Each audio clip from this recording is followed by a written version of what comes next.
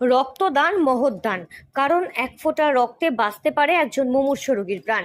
আর এই কথাকে মাথায় রেখে এদিন নিমতা হাই স্কুল চত্বরে সারাদিন ব্যাপী এক রক্তদান শিবির কর্মসূচি পালন করা হয়, যেখানে অংশগ্রহণকারী সকল রক্তদাতাদের উৎসাহ ছিল চোখে পড়বার মতো। পড়াশোনার পাশাপাশি প্রতিটি পড়ুয়ার রক্তদানের মাহাত্ম্য এবং এই ধরনের সামাজিক কর্মসূচি পালনের গুরুত্ব সম্পর্কে বোঝা অনেকটা বেশি মূল্যবান। আর তাই বিগত 2 বছরের মতো এবছরেও নিমতা হাই স্কুল পরিবারের পরিচালনায় এদিন এই রক্তদান শিবির উৎসবের আয়োজন করা হয়, যেখানে প্রায় 50 জন রক্তদাতা অংশগ্রহণ করে।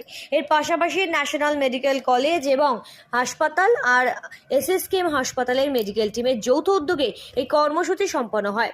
পার্শ্ববর্তী বিভিন্ন বিদ্যালয়ের শিক্ষক থেকে শুরু করে বহু বিশিষ্ট ব্যক্তিত্বদের উপস্থিতি লক্ষ্য করা যায় এই দিনের এই অনুষ্ঠানে। নিমতা হাই স্কুলের প্রধান শিক্ষক কল্যাণ আশিস দাসের তত্ত্বাবধানে সকাল থেকেই কর্মসূচি সুষ্ঠুভাবে পালন করা হয়।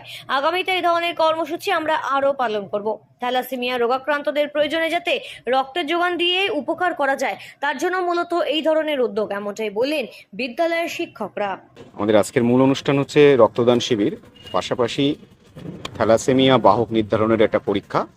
এটা মূলত আমরা একাদশ দ্বাদশ শ্রেণীর যারা ছাত্রছাত্রী আছে তাদেরকেই এটা টেস্ট করিয়ে সার্টিফিকেটটা দিয়ে রাখতে চাইছি, যাতে আগামী ভবিষ্যতে তারা যখন কলেজ লাইফে যাবে তারা এটা জেনে যাবে যে তাদের মধ্যে কোনো বাহক আছে কিনা, এবং সেটা তাদের পোস্ট জীবনে আর কি অনেকটাই সাহায্য করবে।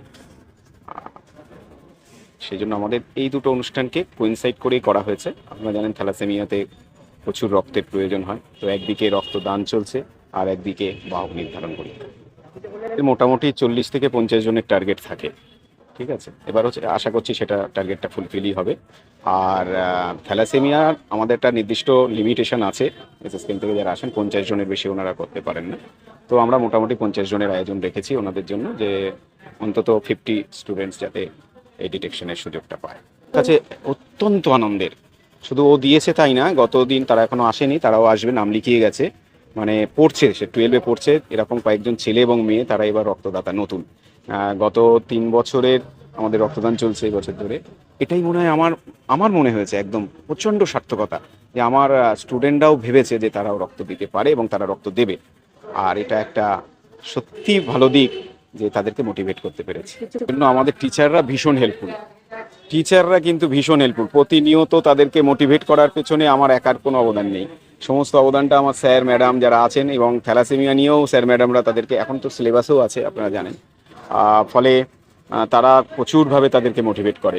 সুতরাং আমার ছেলেরা, বিশেষ করে যারা এখানে এখন আছে বা যারা আমার এনসিসি টিমের প্রায় 50 জন, দুটো টিম আছে, তো এরা ভীষণ ডেয়ার ডেভিল। এরা আগামী দিনে আমার মনে হয় সমাজের যে কোনো কাজে আমরা সেভাবে এদের মোটিভেট করতে পেরেছি এবং পারবো আগামী দিনে। নিমতা থেকে সৌরজিৎ দাসের রিপোর্ট, সঠিক বার্তা।